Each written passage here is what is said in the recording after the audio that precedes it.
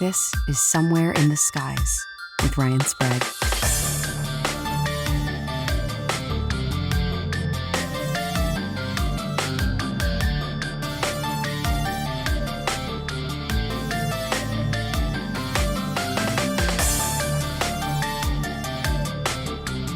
All right, guys, welcome to a very special episode of Somewhere in the Skies, a voice you haven't heard in quite some time. So without further ado, you know what time it is. It is UFO Happy Hour, and with me today is the one, the only, Rob Kristoffersen of the Our Strange Skies podcast, which is back. Welcome, Rob. Thanks, man. Holy God. It's so weird doing these again. It's like, you talk to people, you're talking about UFOs, and you're like, you swore you were never going to talk about them again. And then they somehow, shoot down that tractor beam into my brain cavity, and I am back here talking about them again. We got you back. No, you're so right, man. This is a field of study that pushes you away and draws you back in. It's one of the most toxic relationships you'll ever have. I can guarantee you that much. But God, is it, man? My God, it's just, you come across some stuff that you don't want to, even acknowledge exists within this community. And then, it somehow manages to just be like, but why haven't we solved this damn thing yet? Come on. Right. It is. It's frustrating. And, I think the last time we spoke was when you came on to do our Unsolved Mysteries special, which is still one of the most downloaded two-parter things I've done in a long time. So I think that was right around when you took your break. So I'd love, before we start here with what we're going to be talking about tonight, and that's going to be New York UFOs, which I'm so happy about. What made you come back with Our Strange Skies, and maybe tell us a little about your return, your first episode back, if you don't mind. Yeah, It just seemed like I kept getting messages after I shut down, and I'd been shut down for 4, 5, 6 months, somewhere around there, and I just kept getting these messages, and people just kept, commenting and be like, we miss you, and we hope you're doing good, and all this stuff. And with UFOs, you just kind of catch the bug. You ride a wave, whether it's on a certain case, whether it's on a certain theory, whether it's stimulated by a book, you are captured by this subject. And if you're not, it's just not meant for you. But driven by that, I get nostalgic for UFOs for some reason. Mm-hmm. And I don't really know what that is. Maybe it's like some romanticized thing that I have in my head that some intelligence in this universe, in this wherever the hell they come from, they have this knack for wanting to communicate with people. They do it incredibly terribly or incredibly vague ways, and they leave us with mystery. So, armed with that, I came back. It was right before New Year's Eve, and New Year's is kind of an anniversary for us because that's when we dropped the first episode in 2017. And I figured, if you're going to put them up, why not commemorate it with an anniversary? So put them back up, and then I got the itch to do new episodes. And we just dropped one a few weeks ago. I recorded it with Rob and Mark from the Kryptonaut podcast, and it was on the Yarvi elf encounter of 1970, this really strange UFO and humanoid encounter that these two skiers had in Finland in 1970, and just the strangeness that of the entire experience, and the strangeness that one of the original witnesses reported after it. And it is just, it's out there, and the episode, it'll have you laughing quite a bit. You're gonna get some of the narrative elements that I have in the solo episodes that I do, and then you're gonna laugh, and there's a lot of statements I didn't think I'd be saying on an episode like that, but that happens from time to time. Yeah, yes, it does. Absolutely, man. What a hell of a way to come back to with such a weird, strange case. So, again, I think I speak for a lot of my listeners and many people out there. We're so happy to have you back. It's a interesting time for UFOs heading into this new year with everything going on with the UAP task force and this bill or this request within this bill about making the findings public, and maybe I'll get your thoughts on that a little bit later. But like I said, we're here today to talk about New York UFOs. Both you and I live in New York State. I grew up pretty close to where you are, actually, and we have the go-tos in New York. Whitley Strieber. We've got the Linda Napolitano Brooklyn Bridge incident, which a lot of people know about. The Hudson Valley wave, obviously. But I remember you and I kind of sitting down and racking our brains being like, what else can we deliver to the world of UFOs here in New York State? And it's hard, man. It's hard to find anything that's worth really talking about and, that's not just some lights in the sky. And lo and behold, I knew you would do it.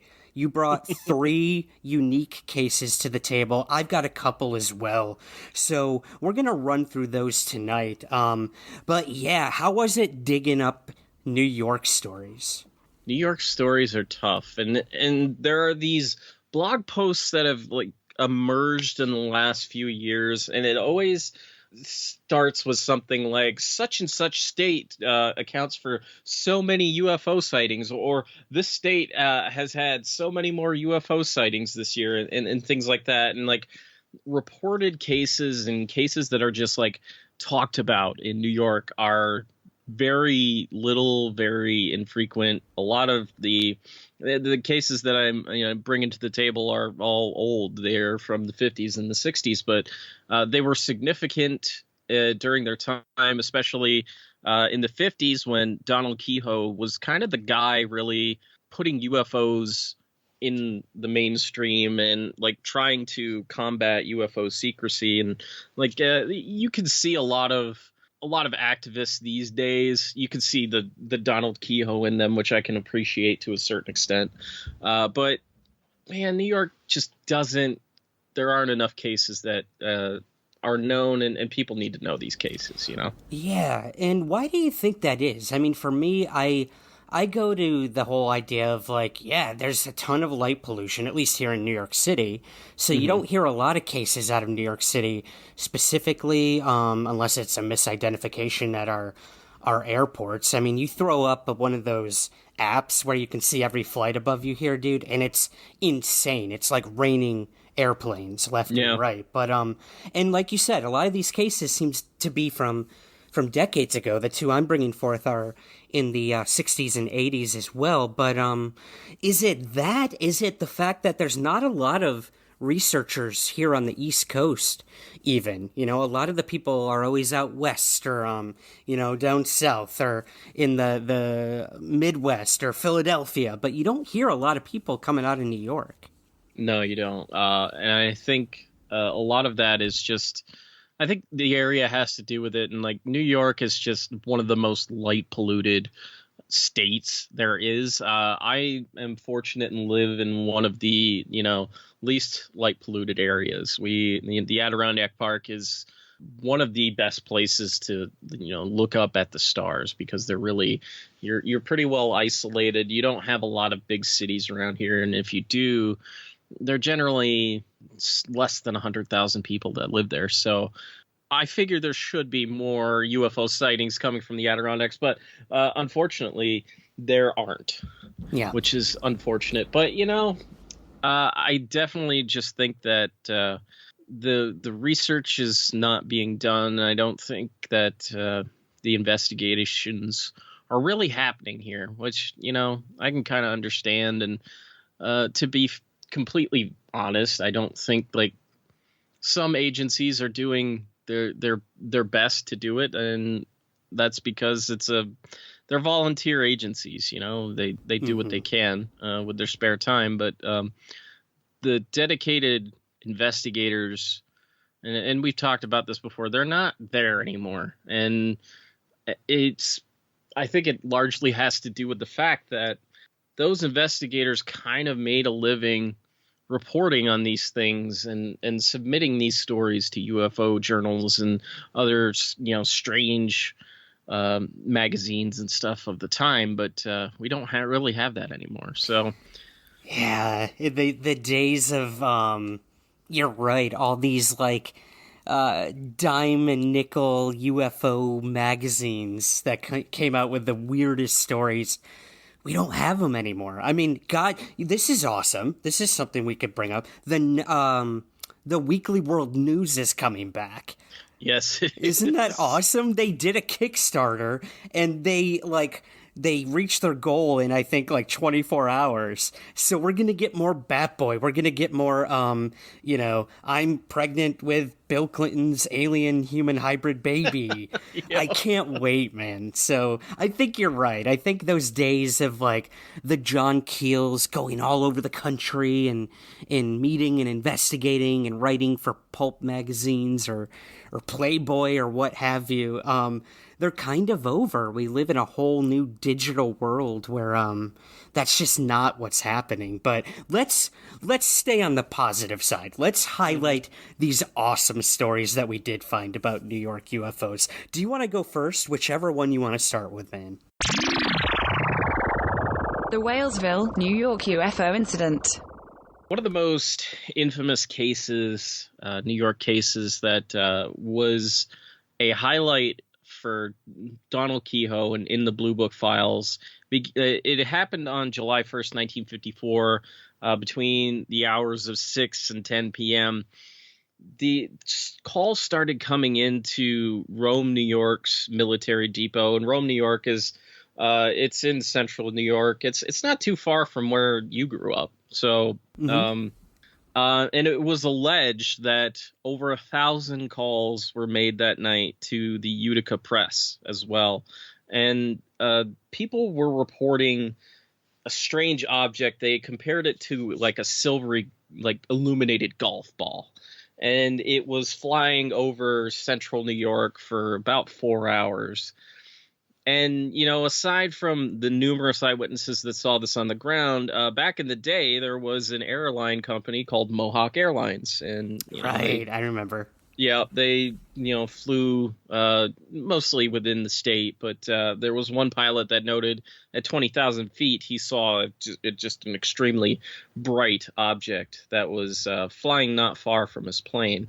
But what's interesting and what was reported in the Blue Book files is that the officer in charge at Griffiths Air Force Base, which back in the day was one of the most active bases in New York State, they said that in their files it was a balloon. But the officer in charge said that if the object returned the next day, that he would send out a plane to investigate it. So on July 2nd, the next day at about 11 in the morning, the Air Force scrambles an F-94C Starfire jet. It's piloted by Lieutenant William E. Atkins and Lieutenant Henry F. Cowden. And soon after takeoff, and it wasn't exactly clear as to why they were dispatched in the first place, they were sent to intercept a target at about 10,000 feet. And when they arrived at the location, what they claimed is that they saw a Douglas C-47 military transport plane. And then they were allegedly sent back. At least that's what the files initially said. But what the pilot claimed was that they were sent to go look at another target. And they were claiming that this target was a UFO. They didn't know exactly what it was. But as they went to investigate this second target, their cockpit immediately started to get hotter. And there was a sensor that went off claiming that there was a fire in the cabin. So the two men, Atkins and Cowden, ended up abandoning their plane and it crashed into the town of Walesville, and it killed 4 people in the process. A man named Stanley Phillips, his wife Florence, and their son Gary. They were actually just sitting in their car when the plane came down. And there was a woman, Miss Doris Monroe, who was inside her home and was killed at the time. So, yeah, it's the story gets legs the next day when Atkins starts making claims that what was being reported was not actually what had happened. And he maintains that they noticed a silvery colored object in the air. It's unclear that there's like so much muddying in this account because they're saying, oh, well, they went in and they investigated this C-47 and then they were just sent back. While he's saying that, well, we were sent to investigate a UFO. Okay, so you've got that discrepancy there. Right. But when they investigated the plane, they found that the military claimed that it was caused by a faulty fire detector circuit. But when they examined the plane, it didn't seem to be malfunctioning at all. There was no evidence of smoke or oil in the cockpit anywhere. And then they started to blame the pilot at that point and saying that he didn't recognize a normal change of temperature in the cockpit, which it screams bullshit to me because like a fire sensor is not going to go off for just like a sudden change like that. That seems really dumb. But the military just kept muddying up the waters here, and they were just saying, oh, well, when the plane turned around, that's when this malfunction just started to happen. There's just so much confusion around this case, and the Air Force just kind of just kept changing its mind as to what they wanted to label it as. But to me, you don't scramble a jet fighter to investigate a military transport plane. Right. Like that doesn't make sense to me, but it just seemed like the military did their best to downplay whatever the heck this was. And then in the process, 4 people were killed. Yeah. It's a crazy case. And it was one that, Donald Kehoe cited as like a major cover up in the Blue Book files and for the Air Force at large. Yeah, and Kehoe was all about the cover up, and I mean, again, when 4 people die from a a possibly malfunctioning plane from a UFO, that screams, there's gonna be a cover up. I hope those families were at least compensated or something for all of this. But can you think of any cases, Rob? I'm trying to think off the top of my head where like something like this happened. There was we hear about instrumentation failing, all the time with UFO cases and pilots, but like literally heating up the cockpit and like trying to bake these guys from within. It's crazy. Yeah, it's not something often reported. There are instances, where UFOs allegedly, cause certain effects, like the Coyne helicopter case, the UFO, at least according to, Coyne and the other members of the crew, allegedly, that UFO moved their plane up like 2,000 feet or something like that. It was it was kind of crazy. There are those strange instances where it just seems like UFOs mess with the instrumentation in the cockpit of some planes, but nothing like this. Right. The one that's coming to mind for me is the Carlos de los Santos case, where the UFO literally like crashed into his plane and then was kind of like, oh shit, we gotta help him. So they like helped guide him to safety after that. I love hearing when they, when the aliens or the intelligence beyond the UFO messes up and then has to self-correct and help after that. It's always great to hear things like that. Yeah, and and sometimes it's a Travis Walton kind of case where stupidly got out of a truck and you got shot with a beam of light. And allegedly those aliens are just trying to fix you, and you got confrontational, buddy. You got a little confrontational. That's the redneck coming out. That's his fault, you know? That is completely his fault. He would say the same damn thing. Yeah, wasn't he a boxer, too? From what I remember? He was a scrapper, yeah. He was definitely a scrapper back in the day. Travis Walton, before the UFO experience, definitely a little more daring than I think he was after it. Yeah, absolutely. Yeah, for sure, man. Well, hey, that's a tragedy with those 4 people dying. Let me try to lighten things up maybe a little bit over here. I've got an interesting one. The Cherry Creek, New York UFO landing. This happened back in August of 1965. It was investigated by NICAP, state police, and the local Air Force Base. So this occurred near the William Butcher Dairy Farm near Cherry Creek, New York, and it involved 3 members of the Butcher family and a 4th witness. And I'm just going to read a little from the report here. So at 8:20 p.m. on August 19th, Harold Butcher, 16, was operating a milking machine in a dairy barn housing 17 cows. There was a portable radio on the wall that was turned to a newscast, and all of a sudden, this static-like interference drowned everything out, and the tractor, which ran the milking machine, abruptly stopped, and a moment later, a Holstein bull secured outside began to bellow and pull at a steel bar to which it was chained to. So there's a lot of shit going on for this young butcher boy. And he runs to a window and he sees a large elliptical object near the ground, 1/4 of a mile away, and there is a reddish vapor that could be seen underneath this thing. And he heard a steady beep, beep, beep sort of sound. And the UFO, as we'll coin it, was on the ground only for a few seconds. Then it shot straight up and it disappeared into the clouds.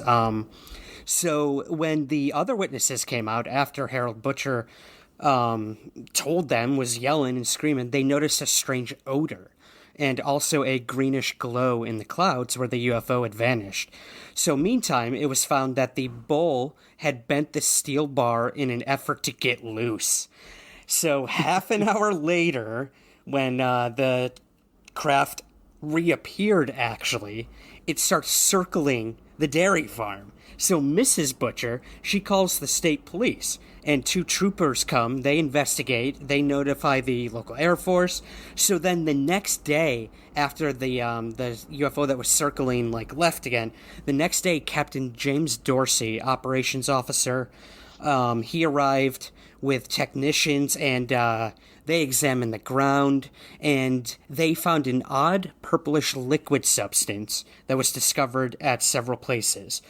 Small unexplained marks, 2 inches wide, 2 inches apart, were also found, and along with patches of singed grass and foliage. So, after the Air Force team left, NICAP members showed up, and they obtained samples of this substance, and they were studied at a local chemical place, and using spectrographic analysis, it showed that the main elements of the liquid to be aluminum, iron, and silicon.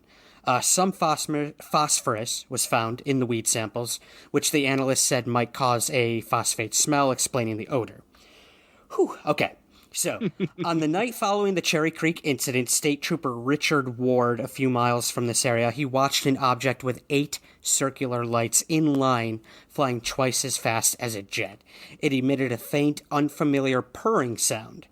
And then John Maxwell of the NICAP New York Subcommittee, he carefully checked the Cherry Creek site and questioned the witnesses, and on the basis of present evidence, they believed this entire thing to be completely genuine. It wasn't a hoax. They weren't making it up. They didn't misidentify something. Yeah, this is pretty crazy, man. The animal reactions during this whole thing were really interesting. The people on the farm said they'd never seen any of the animals act like this before. This too. After the object that circled the dairy farm, after it disappeared out of sight, it actually left a sonic boom. So whatever it was, that thing was like what, Mach? Yeah. 3.5, I don't know. Pretty crazy. And then also physiological effects. The kid who first saw it, Harold, him and his younger sister, after this whole event, they had really upset stomachs, and the cows, now this is the most important part, the cows were giving less than normal amounts of milk after being milked. So, oh man, I don't know, man. What is going on here? You know, it's making people sick. It's got sonic booms. It's a light emanating out of it. And the cows ain't milking like they used to. So, yeah, that is the Cherry Creek landing of 1965. That's damn. Who is on the political lawyer that we can get, in touch to get some compensation for these cows that aren't putting out as much milk as they used to be? That's a problem. That's a problem. Right there. I think we got to phone either Stephen Bassett or Danny Sheehan, I think, is one of the lawyers, right? Yeah. Yep. Get them on the case. Well, I hope the dairy farm's doing okay if it's still around. God, if they're still around now, that'd be amazing. Right. But yeah, pretty interesting case, a UFO landing in New York that I'd never heard of before. So yeah, that's new to me, man. I had never heard of that one either, and like, that's just there's just like a lot of, it's a very fascinating CE2 case. You got some physical evidence. You got some animals just going nuts.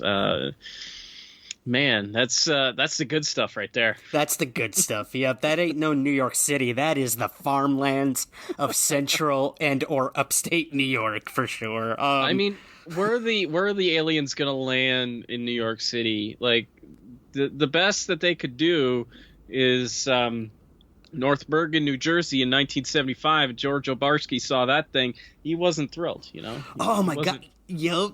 Oh yeah, man. I remember. I think you brought that up in a UFO Happy Hour. That's a great case. I highly suggest people go check that one out as well. Oh, Barsky, what a name! I love it. I love it. Was that the one on the playground?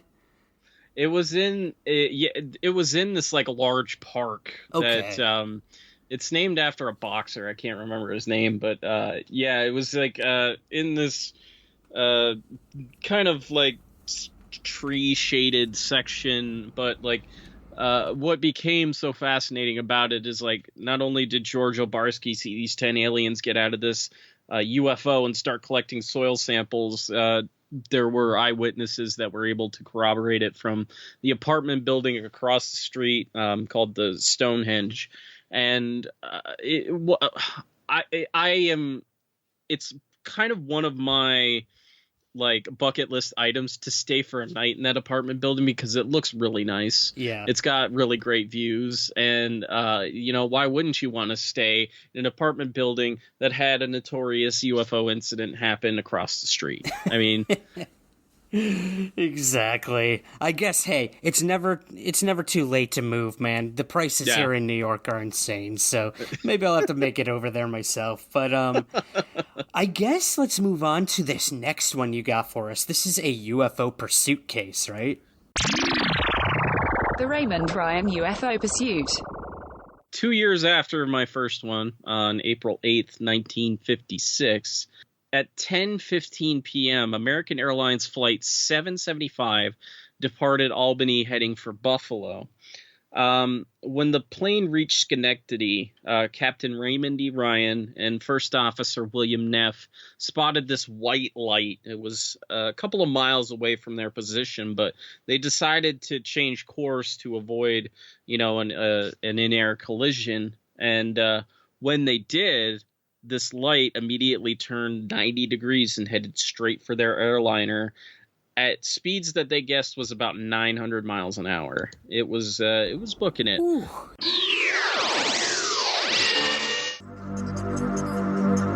Hey guys, Ryan Sprague here. And whether I'm researching, working on the podcast, or sky watching from my roof late at night, I need something to keep me awake, alert, and ready to tackle the mysteries in our skies. That's why I'm so excited to announce the launch of the official Somewhere in the Skies coffee. That's right, we've got our own coffee roast.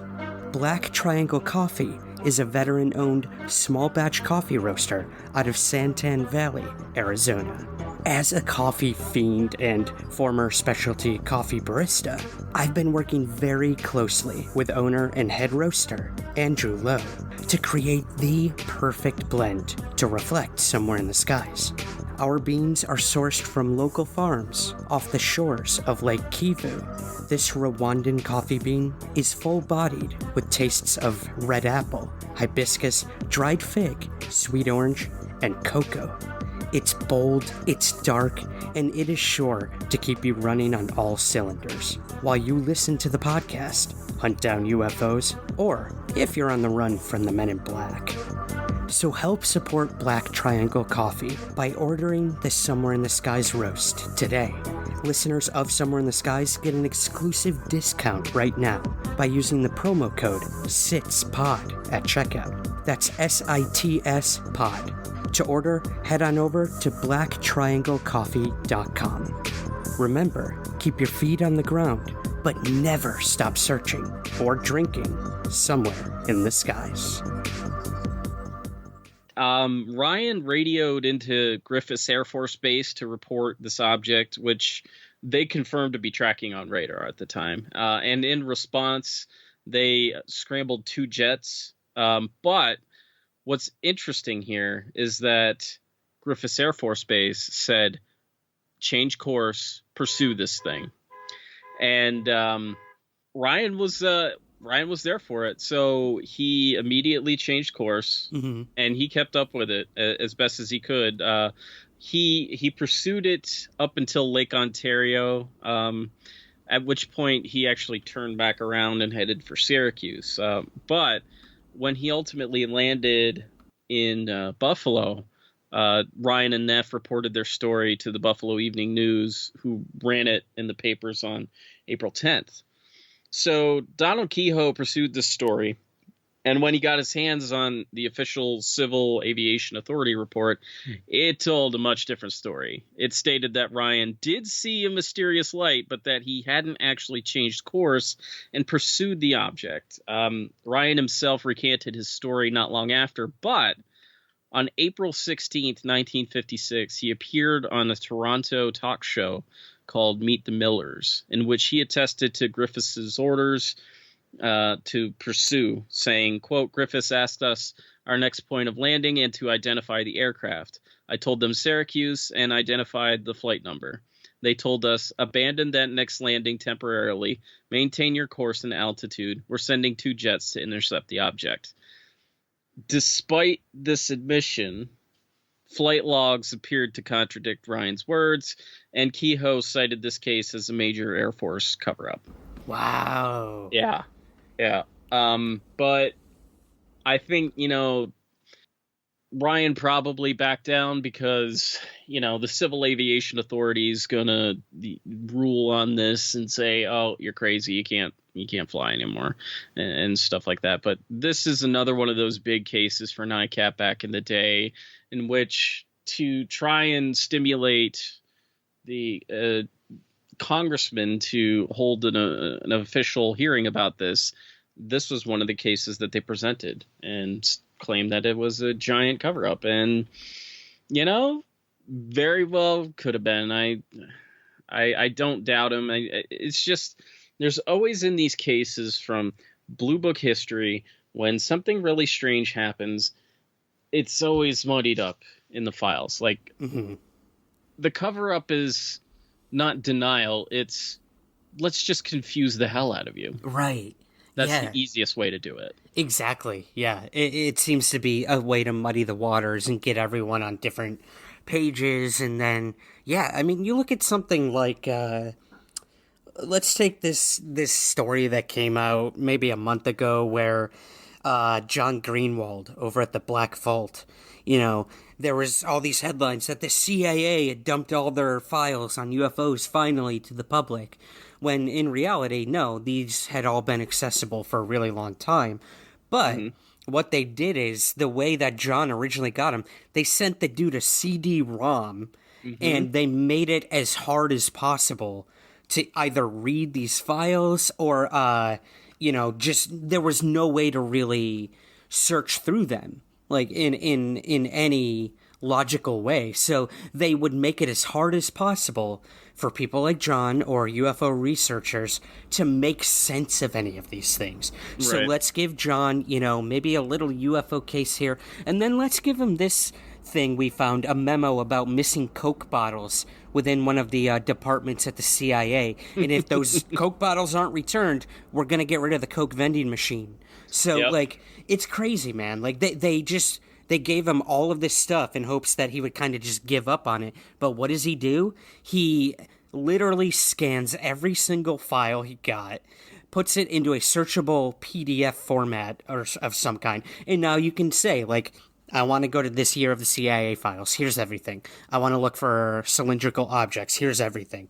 So yeah, man, I think you're right. I think they will do anything they can to make the stories conflict, for sure. And it seems in this case, with a lot of these New York cases, it all ties back to Griffiths Air Force Base, right?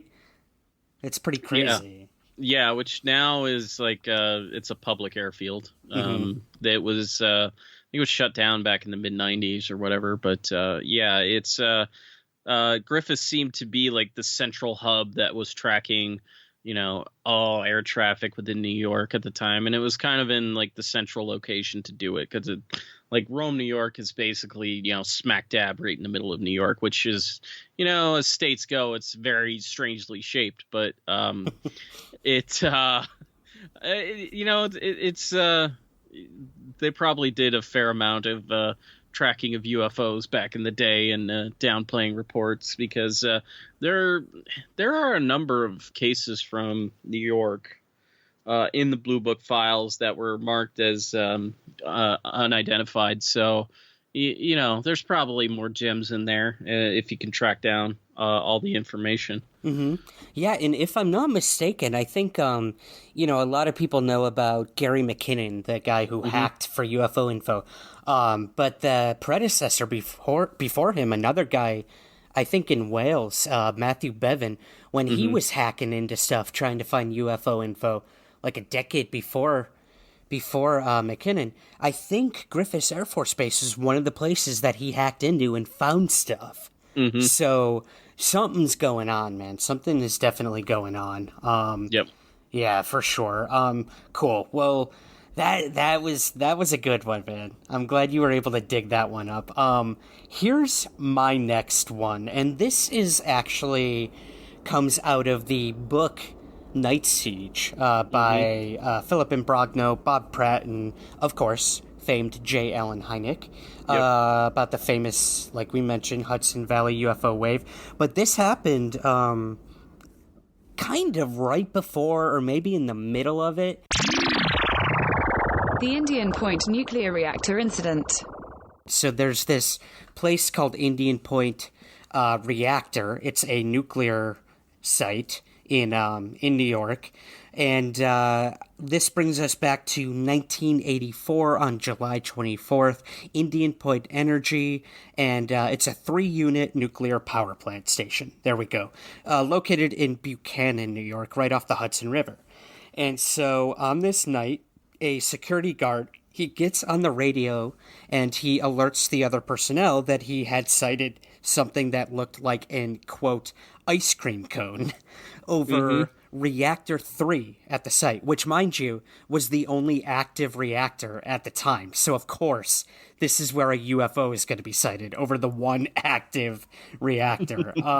So, of course, they're freaking out. And he starts getting all the other security on the line and saying, has anyone seen this? Anyone seen this? And another guy says that he did see it, but it looked boomerang-shaped to him. And this thing, it's just chilling, like 300 feet above this reactor. And they said it was massive, dude, like 3 football fields in length. And it was extremely bright, very blinding. And so eventually the thing disappears out of sight, and the reactor, it didn't seem to be adversely affected by whatever this thing was or anything, but clearly there was a breach of security. So the main investigator on this, controversial UFO researcher Philip Imbrogno, who would go on to investigate Hudson Valley and everything, he discovered that the reactor services local and state facilities, including New York City subway systems, trains, and several military installations around Dutchess County, New York. So the main company overseeing all of this is the New York Power Authority, and supposedly they dissuaded, as Imbrogno puts it, dissuaded him to not publicize this incident. So he kind of kept quiet about it, and but then more witnesses started coming forward from Indian Point and surrounding areas and talking to him. And one of the security guys, he told Imbrogno, quote, "As the object approached the east gate of the reactor complex, the sensors that detect movement shut down and the entire alarm system failed. At this time, I radioed for assistance, and several other officers left their posts and joined me at the east end of the plant to watch the object approach. Inside the security console, the computer that controls all security and communications shut down. The cameras were still, however, functioning, and we know for sure that the object was videotaped." But then he went on to tell Imbrogno that the next day, the commander called in all the guards involved and informed them that, quote, "nothing happened." They were all ordered to forget the entire incident, and all radio communications that night were taped, but according to the plant supervisor, the tapes no longer exist, which I find very hard to believe. So, yeah, man, this is pretty crazy. We got a UFO and nuke case in New York State. This is why currently Indian Point Energy Center has a 3.4 rating on Google right now. It's because of crap like this. This could be a 5-star facility, but no, you got to cover up your dang UFO sightings right over the damn thing, and this is what you get. Fun fact here, they are open 24 hours. I would certainly hope so. Oh, that's good. Okay. I would hope so, especially if they're powering the New York City subway system.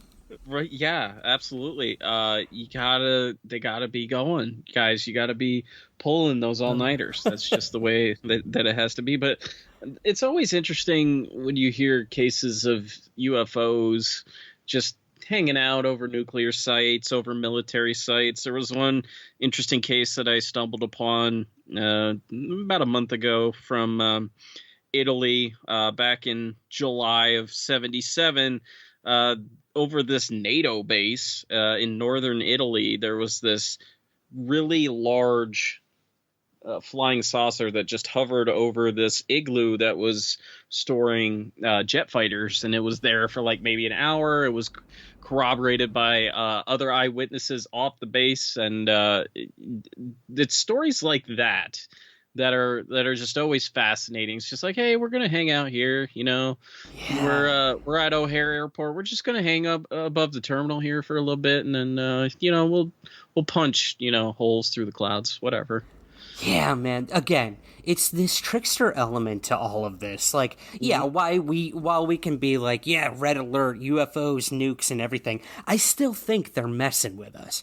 Like if they really wanted to cause destruction or really send a message, they would render these things useless forever, or they would just blow them all up. Yeah. So why? Why are they just hovering over it?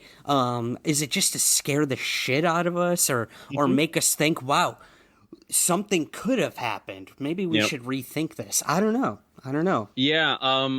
What I want to know now is, are aliens in on the online review game, and are they the ones that drove down their rating for the Indian Point Energy Center? Like, I want to know, are they giving 1-star reviews right now? Because if they are, we've got an even bigger problem here that we need to tackle, and I don't know how we're gonna do it. How do we tune in to like alien podcasts and give them 1 stars? I don't know, but if they're going to be out here giving us 1 stars for our energy centers, we got to deal with that. Intergalactic bots. That's what we need, man. That is definitely what we need. Your joke is so much better than mine. I was going to say, well, it was ice cream cone shaped, so maybe they were trying to cool off the reactor.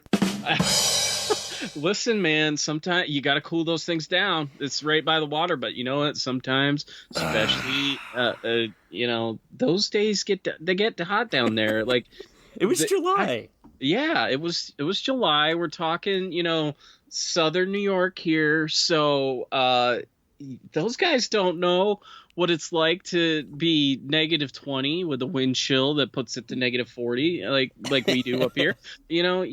You have those days, but sometimes that energy just needs a nice, cool treat, and I can understand that. I think what's interesting about the ice cream cone shape of it is that there is a history of objects that look like ice cream cones. Yes, absolutely. Thomas Mantell claimed to see something that looked vaguely ice cream shaped, which you can say that's a balloon, but it didn't really, it moved too fast to be a balloon. The guys in the Portage County UFO chase, Dale Spar, who pursued that UFO 60 miles over into Pennsylvania, he claimed that the UFO was ice cream cone shape, and that's one of the strangest shapes that keeps popping up from time to time. It's like ice cream cone just hanging out. Oh man, well, first of all, I knew, again, this is why you're here, Rob. I know you can just rattle off names and dates of cases that I'm just like, why do I even bother having a podcast? Why do I do this? It's a blessing and it's a curse. Right, I know. It really is. I'm thinking too now, July 24th, that was 8 days before my birthday, my literal birthday. God, I could have had a UFO nukes case on my birthday if they had waited. I know, man. One more week. Damn you, ice cream cone aliens. Oh well. Well, let's move to our last case to bookend our New York cases. Rita Malley's UFO encounter. Tell us about Rita Malley, if you would. Oh man, this is definitely one of the strangest New York cases that I think we have here. This one comes from the pages of John Keel's Operation Trojan Horse, and it fits into the flap of sightings that was occurring between 65 and 67 in the States. And on the evening of Tuesday, December 12th, 1967, Miss Rita Malley was driving home. She lived in Ithaca at the time, and out of the back window of the car, her son that was riding with her spotted a red light that seemed to be tailing the vehicle. So Rita was speeding at the time, so she assumed she was about to be pulled over by the cops, but when she looked out the window, she realized that she was being paced not by a police cruiser, but by a UFO. It was shaped like a disc about the size of a boxcar with a dome top and square red and green windows, she told John Keel. She also described hearing a humming sound, the same kind made by a television, an old tube set television. She came back to her 5-year-old son, Dana, to brace himself. She was thinking this thing is going to make an impact with us. Just brace yourself. But when she did, she noticed that he was in some kind of trance. And it was at this point that the car was taken over by the UFO. It was pulled over the shoulder and into an alfalfa field where it came to a stop. Quote, "A white twirling beam of light flashed down from the object. I heard the humming sound. Then I began to hear voices. They didn't sound like male or female voices, but were weird, The words were broken and jerky, like the way a translator sounds when he is repeating a speech at the United Nations. But it was like a weird chorus of several voices. I became hysterical. My son would not respond to my cries. I knew the radio wasn't on. The voices named someone I knew and said that at that moment my friend was involved in a terrible accident miles away. They said my son would not remember any of this. Then the car began to move again. Although still not under my control, we came up out of that field and over the ditch as if it were nothing, and then back onto the road. Rita then raced home. She was just incredibly panicked, and, rightfully so. I can completely understand. When she flew through her front door, the next day, she did in fact learn that her friend had been in a terrible car accident. Whoa. Yeah. Okay. This is definitely one of the weirdest. I don't even know what to make of this. Yeah, it's got a little bit of everything. It does. UFOs taking over cars. We've had cases like that. What the hell, man? Your UFO is literally taking over a car. You have singled out this woman and you brought her into an alfalfa field. Are you kidding me right now? Alfalfa? You couldn't bring it. You couldn't tie it into a cornfield or something. Maybe we could lavender. Maybe. Yeah, we got some sunflowers out there. Let's do something a little more classy than alfalfa. Alfalfa. Come on, man. That's like the shit you dig off of your salad and don't eat, right? Yeah, pretty much. It's not something that you want. It's named for one of the little rascals here, Good reference. I knew we could work Little Rascals into this somehow. Little Rascals doesn't get worked in enough to UFO lore and literature. We need more of it. Yep. If not, you're not doing your job. Wow, man. That one's crazy. I don't know. Are there any others you can really think of? These were the two main ones I came across. There is, I should say, speaking of John Keel, some murmurs of Mount Misery, which I believe is in Long Island. Yep. Of Men in Black and stuff like that, but I didn't really come up with anything specific in terms of that. Do you know anything about Keel's work up in Long Island? Mount Misery is it's one of those notorious places that people claim to have all kinds of different strange interactions with. Spirit phenomenon, you have UFO sightings. There's just a lot of weird things reported at Mount Misery. But it's there aren't a lot of specifics that come about it, but it's just kind of one of those places in New York that has this very eerie reputation for strange things that happen in and around it. Yeah, it's just it's one of those places.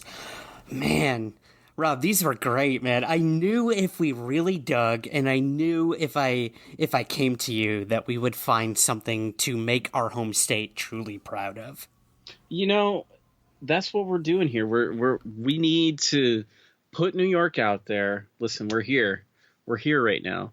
There isn't a lot of good things happening in New York right now. We'll be all right. I think we'll be all right with this one. But we got the Rona pretty bad up here. But you know what? If we can make it weirder, it's our job. We got to make it weirder. We got to tell the weird stories that everybody needs to know, so that there's a little faith in New York and stuff. And New York had its brush with its mystery air flap in 1909 down in the Pine Bush area, which is where a lot of sightings during the Hudson Valley flap took place. And I think with Hudson Valley, what that flap doesn't get the reputation for that it truly deserves is witnesses having psychic encounters with UFOs, in which they would often see these UFOs have a thought and the UFO would react.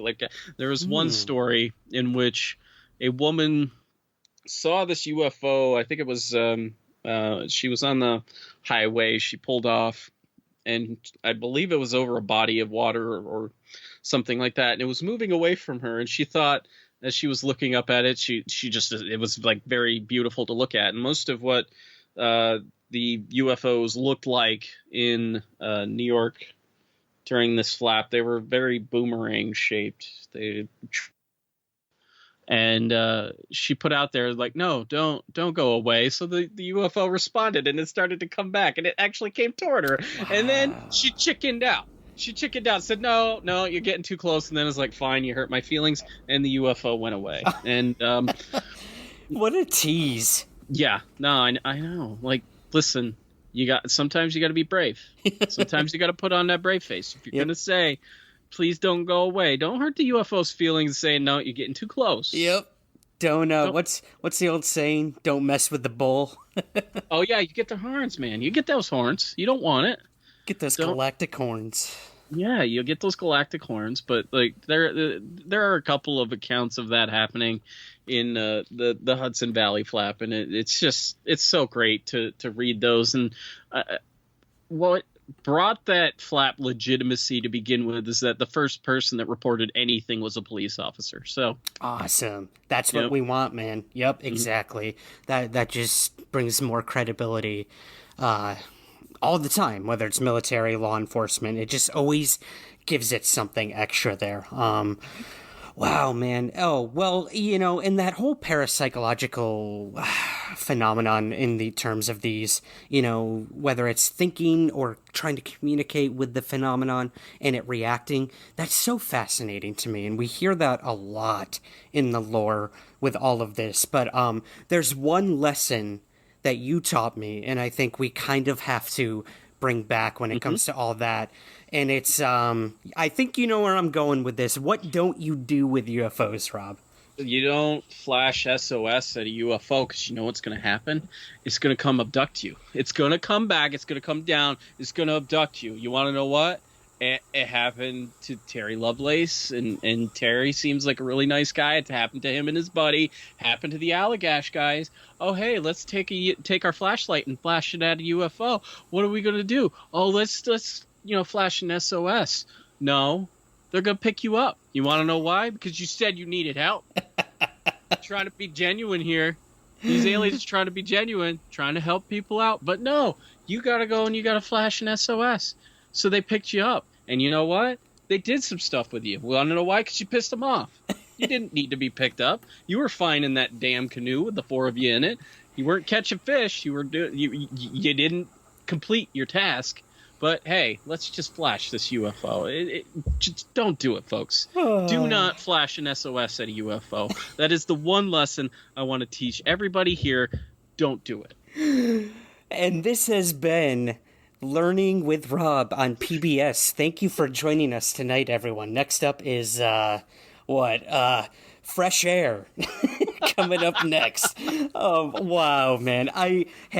We didn't just learn about New York UFOs. We learned what not to do with these UFOs. And I know there's going to be so much more to learn with the future of Our Strange Skies, man. So tell us, what's next for Our Strange Skies? And this is not the only podcast that you've hosted. You've got one on music. You've got one on, am I correct, D&D? Oh, yeah, man. Yeah. Tell us a little about everything you're up to. It's weird, you say, no, I'm done with this UFO stuff, and then you start two more podcasts. It's like, what the hell are you doing? You're completely batshit. But with Our Strange Skies, we've got new episodes in the works. There's going to be some coming out real soon, and some really great topics that we're going to be covering. Some abductions. We're going to be looking at UFOs as they progressed before we got to 1947. A lot of really interesting topics that I think will be enjoyable. But I do have a music podcast that I do with my buddy Brian Hasty. It's called Dakota Music Podcast. We start recording new episodes actually really soon. So there's about 20 of them there right now. And if you want to go give those a listen, you can. And I am involved in the role-playing game community. So I do a podcast called The Order of Podcasters, in which some friends of mine get together and we play this game called The Esoterrorists, which is kind of like X-Files for people who have day jobs. So nice. I play a character named Myron Dripchin, and he is a coast-to-coast like George Norrie character. And it was fun. It's fun to play him because he's over the top. I definitely stole some of Norrie's best moments from Coast to Coast, like the infamous pizza roll incident. What is that? You don't. Oh man, there was an episode of Coast to Coast, and he opened up this episode by claiming that he had given himself 3rd-degree burns by eating pizza rolls. Oh no! I had to go to the hospital and everything. Wow. It was so bad, but George Norrie has beats that are just completely amazing. Didn't he, correct me if I'm wrong, didn't he fall asleep on air once and like the guest was talking and all you could hear was Norrie snoring? Yeah, yep. Norrie snoring. Norrie snoring. Yep. It's tune in to the new segment of my podcast, Norrie snoring, and anytime there's a boring moment now on my future episodes, I'm gonna play a soundbite of him snoring. Yeah, tell your guest to let's make this a bit more interesting. Come on. Yeah, you need yourself a soundboard, definitely. We have a bunch of episodes up now. I think like over 10. We've done 3 different adventures, but it's fun. We shoot monsters with guns, and we have fun doing it, and we kind of poke fun at the podcasting community a little bit, which is always good. As you should. Yep. Yes, and the 4th podcast I'm involved in is a Dungeons and Dragons podcast called Rolling Through the Realms, and me and my friends, we get together, we play some D&D. It's funny, at times it's heartwarming. You get a little bit of everything. So yeah, if you're so in love with my voice, which I really hope you're not, please don't be in love with my voice. But if you are, there's plenty of content out there for you now. I'm not in love with your voice, Rob. I'm in love with the idea of your voice. Okay. Yeah. Okay. How's okay. That? I gotcha. Okay. So now I'm going to get messages of people saying that, Ryan. Thank you. You're very welcome, man. Hey, if there's anything you're known for, it's catchphrases. Don't lick UFOs. Don't do it. And everything in between. Brother, this was awesome. Where can we find everything you're up to? If you want to stay in touch, on Twitter is probably the best place to find me these days, at your UFO guy, spelled YER UFO guy. I usually post updates there. Pretty much every single one of my podcast projects, with the exception of Our Strange Skies, has a social media presence, so you can find us out there. But yeah, the best musings that I often have is they come on Twitter, and I'd like to read one for all of you right now. I had this thought earlier today, and it goes something like this: imagine being a gray and realizing that you have no chance of having a dump truck. That is depressing as fuck. There you go. There you go. Those are the kind of thoughts you could get from me. Oh my gosh, it's like, what is it, Deep Thoughts with Jack Handy. You're killing it, man. You're just dropping bombs everywhere you step. I love it. I absolutely love it. Hey, dude, it's been so good to just lay back and laugh about things, especially in the world today with everything going on. This was exactly what I needed. I know it's what a lot of our listeners probably needed as well. So, first of all, it is so good to have you back with Our Strange Skies. And, of course, I have to thank you for coming on today, brother. I appreciate you having me on. Anytime that we can laugh, anytime that we can make other people laugh, it's good in the UFO community, because I've said this many times before. Y'all, sometimes you take yourself a little too seriously. You need to learn to laugh a little bit. And I'm glad that I can bring forth the laughs. Do not let aliens leave 1-star reviews for your podcasts or your businesses. Please, this is an epidemic.